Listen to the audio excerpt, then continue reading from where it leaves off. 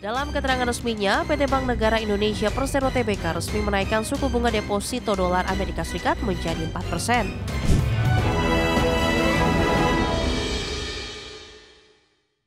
Pemirsa, Himpunan Bank Negara kompak menaikkan suku bunga deposito valuta asing atau falas dolar Amerika Serikat menjadi 4% per tahun. Ya, kenaikan bunga ini diharapkan mampu menarik penempatan falas di dalam negeri.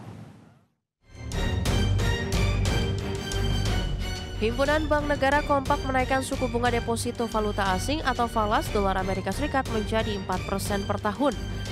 Kenaikan suku bunga ini diumumkan melalui situs resmi masing-masing bank plat merah. Dalam keterangan resminya, PT Bank Negara Indonesia Persero Tbk resmi menaikkan suku bunga deposito dolar Amerika Serikat menjadi 4%. Direktur Utama BNI Putrama Wahyu Setiawan menjelaskan kenaikan suku bunga ini merupakan strategi perseroan untuk menghadirkan nilai tambah bagi nasabah, khususnya yang selama ini lebih banyak menempatkan dana falas di luar negeri. Kenaikan bunga ini diharapkan mampu menarik penempatan falas di dalam negeri. Sementara itu, Direktur Utama PT Bank Rakyat Indonesia Persero Tbk Heri Gunardi mengatakan, kenaikan bunga deposito falas ini bertujuan untuk memperkuat daya tarik bagi pemegang simpanan falas dolar Amerika Serikat. Kenaikan suku bunga ini diharapkan dapat menjadi magnet baru bagi investor retail maupun institusi. Menurut Heri Gunardi, kenaikan suku bunga deposito falas merupakan respon BRI terhadap dinamika pasar global sekaligus strategi untuk memperluas basis dana valuta asing. Peningkatan suku bunga deposito falas ini menjadi salah satu upaya BRI dalam memberikan nilai tambah bagi nasabah, sekaligus memperkuat likuiditas perseroan dalam denominasi mata uang asing.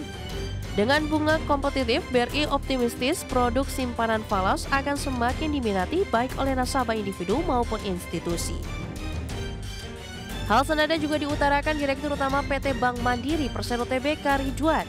Dalam keterangan resminya, Ridwan mengungkapkan kebijakan ini sejalan dengan arahan strategi pemerintah dalam menjaga stabilitas nilai tukar serta memperkuat daya saing industri perbankan nasional. Ridwan menyatakan Bank Mandiri terus berinovasi untuk menghadirkan pengalaman terbaik bagi nasabah dalam mengelola dana falas. Salah satunya melalui penawaran counter rate deposito USD sebesar 4% per tahun. PT Bank Tabungan Negara Persero Tbk juga menggerak suku bunga deposito falas dalam denominasi dolar Amerika Serikat. Dalam keterangan resminya, Direktur Utama BTN Nixon L. Penapitupulo mengatakan, kenaikan suku bunga dolar Amerika ini merupakan strategi perseroan untuk menarik lebih banyak dana valuta asing ke Indonesia. BTN menawarkan suku bunga deposito dolar Amerika Serikat dan deposito dolar Amerika Serikat menjadi 4% per tahun dengan jangka waktu mulai 1, 3, 6, dan 12 bulan untuk seluruh strata nominal. Kebijakan tersebut juga menjadi wujud komitmen BTN mendukung stabilitas sektor keuangan nasional. PT Bank Syariah Indonesia Tbk juga menaikkan imbal hasil untuk deposito falas dalam denominasi dolar Amerika Serikat ekuivalen 4% per tahun dan dibagi hasilkan berdasarkan realisasi pendapatan bank. Kenaikan imbal hasil deposito falas tersebut diberlakukan dengan jangka waktu 1, 3, 6, dan 12 bulan untuk seluruh nominal simpanan. Direktur Utama BSI Anggoro Eko Cahyo berharap imbal hasil yang lebih kompetitif dapat menarik lebih banyak nasabah menempatkan dana falasnya di dalam negeri. Sekaligus juga dapat membantu menjaga stabilitas ekonomi terutama dari sisi nilai tukar. Masuknya dana dalam denominasi dolar Amerika Serikat tersebut dinilai akan makin meningkatkan likuiditas falas dalam negeri. Selain itu dapat dimanfaatkan untuk membiayai berbagai aktivitas bisnis di sektor lainnya. Tim Liputan, IDX Channel.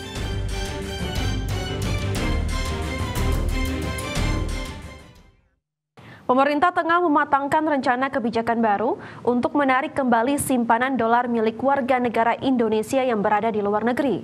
Kebijakan ini bertujuan untuk memperkuat struktur ekonomi domestik secara fundamental yang pada akhirnya akan memperbesar cadangan devisa negara.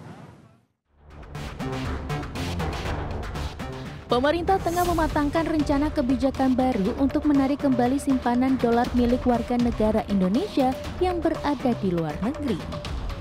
Langkah ini diambil untuk membendung aliran dana keluar yang rutin terjadi setiap bulan. Menteri Keuangan Purbaya Yudi Sadewa menyatakan pihaknya menemukan adanya fenomena WNI yang secara rutin mengirimkan dananya, terutama ke beberapa negara di kawasan Asia Tenggara. Untuk mengatasi hal tersebut, pemerintah akan menawarkan skema insentif yang menarik bagi para pemilik dana. Purbaya menyebut kebijakan ini bertujuan untuk memperkuat struktur ekonomi domestik secara fundamental. Dengan dana dolar yang kembali masuk dan bertahan di sistem perbankan dalam negeri, pasokan valuta asing akan meningkat yang pada akhirnya akan memperbesar cadangan devisa negara. Saya baru tahu juga bahwa ternyata setiap bulan banyak juga yang kirim ke luar negeri orang Indonesia. Uang-uangnya utamanya ke beberapa negara di kawasan sini. Jadi kita akan menjaga itu dengan memberikan insentif yang menarik sehingga mereka nggak usah capek-capek kirim dolarnya keluar. Itu utamanya.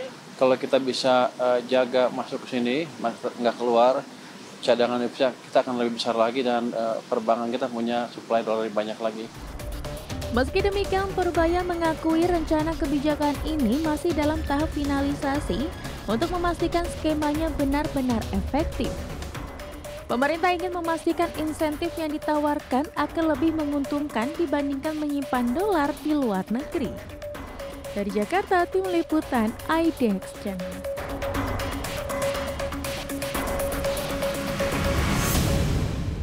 Pemirsa, Presiden Prabowo Subianto tiba di Bandar Udara Internasional Schiphol, Amsterdam, Belanda. Di mana dalam lawatannya ke Belanda, Prabowo diagendakan akan diterima secara resmi oleh Raja Belanda Willem-Alexander di Istana Huis-ten-Bosch. Ya, kunjungan Prabowo ke Belanda ini disebut menandai upaya mempererat hubungan bilateral, khususnya di bidang-bidang strategis. Pertemuan dengan Raja Belanda juga diharapkan akan memperkuat ikatan persahabatan serta memperluas peluang kerjasama strategis antara kedua negara. Prabowo sebelumnya bertolak dari Bandar Udara Internasional Ottawa McDonald's Cartier, Ottawa, Kanada, usai menyelesaikan rangkaian agenda kenegaraan di Kanada. Turut mendampingi Presiden Prabowo dalam penerbangan ke Amsterdam, yakni Sekretaris Kabinet Teddy Indrawijaya.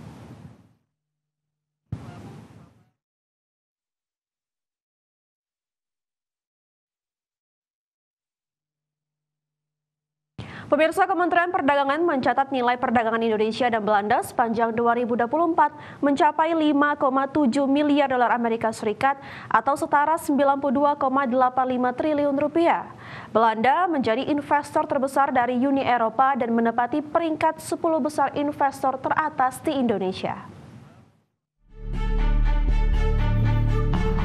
Kementerian Perdagangan mencatat nilai perdagangan Indonesia dan Belanda sepanjang tahun 2024 mencapai 5,7 miliar dolar Amerika Serikat atau setara 92,85 triliun rupiah. Bahkan Belanda menjadi investor terbesar dari Uni Eropa dan menempati peringkat 10 besar investor teratas di Indonesia. Indonesia juga menanti Belanda agar dapat mengaplikasikan keahliannya di tanah air, baik di bidang teknologi pertanian, pengelolaan air, dan pengembangan bisnis. Seperti diketahui, Presiden Prabowo Subianto telah mendarat di Bandar Udara Internasional Schiphol, Amsterdam, Belanda pada Kamis 25 September 2025 waktu setempat. Kunjungan ini menjadi tonggak penting dalam memperkuat hubungan bilateral antara Indonesia dan Belanda, khususnya di sektor strategis seperti perdagangan, investasi, dan pertahanan. Pertemuan dengan Raja Willem-Alexander diharapkan membuka peluang baru untuk kerjasama yang saling menguntungkan, sekaligus memperdalam ikatan persahabatan kedua negara. Tim Liputan IDX Channel. Pemirsa, Indonesia diyakini akan meningkatkan volume perdagangan luar negeri. Hal ini menyusul adanya komitmen kerjasama berupa Indonesia-European Union Comprehensive Economic Partnership Agreement atau IEU-SEPA dan Indonesia-Canada Comprehensive Economic Partnership Agreement atau ICA-SEPA.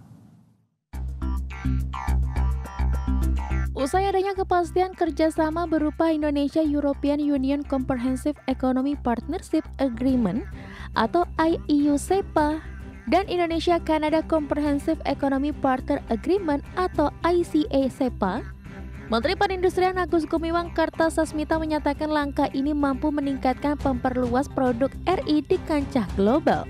Perdagangan ini dipandang tak hanya semata-mata mengejar surplus, melainkan juga memperbesar volume perdagangan dengan mitra utama di Uni Eropa. Sementara itu, terkait perkiraan investasi dalam kerangka IEU-SEPA, menurut Agus kesepakatan tersebut lebih diarahkan pada perluasan pasar Indonesia di Eropa dan Indonesia mampu menunjukkan daya saing produk Indonesia yang dinilai lebih tinggi. Defisit sama surplus itu penting. Kalau ada surplus, pasti akan memperkuat kita punya devisa, bisa memperkuat struktur perekonomian kita. Tapi juga tidak kalah penting bagi prinsip saya adalah memperbesar kue perdagangannya antara Indonesia dengan kawasan, ya, atau antara Indonesia dengan negara tertentu bilateral. Sebelum Indonesia dan Uni Eropa resmi menyelesaikan tahap substansial dari perundingan IEU-SEPA, kesepakatan ini akan menghapus lebih dari 98% tarif, menghilangkan hampir seluruh hambatan dagang, serta membuka peluang baru untuk investasi antara kedua pihak. Dari Jakarta, Ade Firmansyah, IDX Channel.